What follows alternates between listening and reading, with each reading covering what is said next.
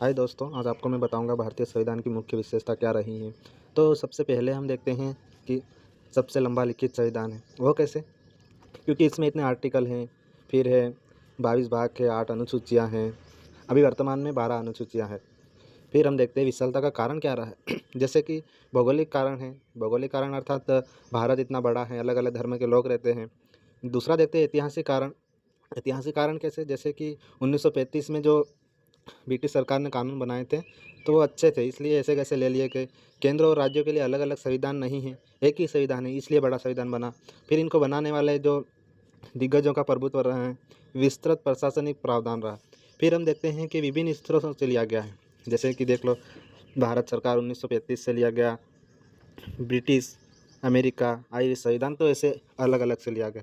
फिर हम देखते हैं ये संविधान हमारा कठोर और लचीलापन का मिश्रण है। वो कैसे भला, जैसे कि कुछ पहलू हैं जिसको हम आसानी से संशोधन कर सकते हैं, और कुछ पहलू ऐसे हैं जिसको हम आसानी से संशोधन नहीं कर सकते, जिसके लिए विशेष बहुमत चाहिए, राज्यों की सहमति चाहिए।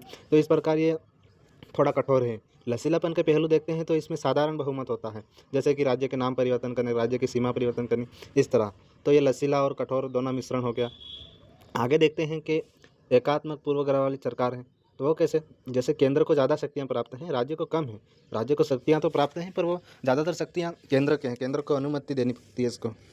आगे देखते हैं, फिर आया सरकार का संसदीय स्वरूप। वो कैसे, संसदीय स्वरूप मतलब भारत में संसदीय सरकार की विशेषता क्या है। तो नाम मात्र एवं वास्तविक कार्यपालिका की उपस्थिति। नाम मात्र मतलब राष्ट्रपति, वास्तविक मतलब प्रधानमंत्री।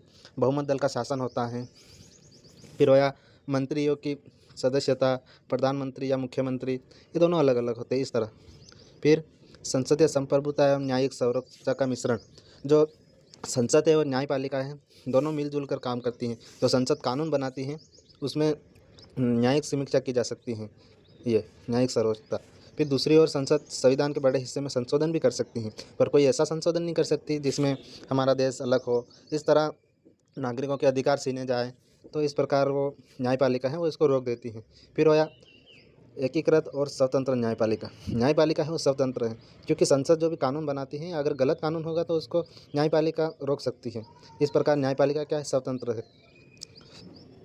फिर आया मौलिक अधिकार। नागरिकों को सबसे महत्वपूर्ण ये है कि मौलिक अधिकार दिए गए हैं।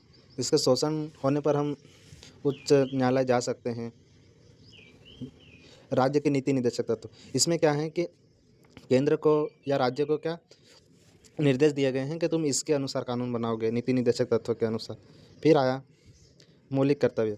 तो संविधान बनाने वालों ने कहा कि हम नागरिकों को मूल अधिकार दे रहे हैं, तो उनका कुछ कर्तव्य भी तो होना चाहिए। तो फिर बाद में कर्तव्य भी जोड़े गए ये। फिर धर्मनिरपेक्ष राज्य, इसका मतलब क्या है, यहाँ सभी धर्मों के लोग रहते हैं। सरकार किसी एक धर्म विशेष के लिए कार्य नहीं करती, सभी के लिए कार्य करती। इस प्रकार धर्मनिरपेक्ष राज्य बन गया। सार्वभौमिक वयस्क मताधिकार, इसका मतलब क्या, तो इसका मतलब है कि जो 18 साल का हो गया वो सब मत कर सकता है, सभी को मतदान का अधिकार है। फिर आया एकल नागरिकता। तो जैसे अमेरिका में देखते हैं हम, तो राज्य की और केंद्र की अलग अलग नागरिकता है, पर भारत में ऐसा नहीं है। भारत में पूरे देश की नागरिकता रहती है। जैसे कोई मध्य प्रदेश का है तो मध्य प्रदेश की नागरिकता नहीं रहेगी, वो भारत का नागरिक कहलाएगा, तो एक ही नागरिकता है। स्वतंत्र निकाय, तो इसका मतलब क्या, इसका मतलब है कि ऐसे संस्थाओं का स्थापना की गई जो स्वतंत्र है, किसी के दबाव में काम नहीं करता। जैसे हुआ चुनाव आयोग हुआ, फिर राज्य लोक सेवा आयोग, इस प्रकार ये स्वतंत्र निकाय हैं। फिर बोला कि आपातकालीन प्रावधान भी दिए गए। अगर ये 352 में दिया गया है कि राष्ट्रीय आपातकाल, जैसे कोई बाहरी खतरा होगा, आक्रमण, विरोध, युद्ध होगा, उसको उस समय इस राष्ट्रीय आपातकाल को लगाया जा सकता है, राष्ट्रपति लगा सकता है। फिर 356 आया, जब केंद्र में संवैधानिक तंत्र विफल हो जाए तब ये कार्य करता है। फिर ये क्या होता है, वित्तीय आपातकाल, ये भी लगाया जा सकता है। फिर त्रिस्तरीय सरकार है, जैसे पंचायती राज। इस प्रकार ये संविधान की विशेषताएं हैं कि संविधान इतना बड़ा क्यों बना, ये सब इसकी विशेषताएं। Thank you.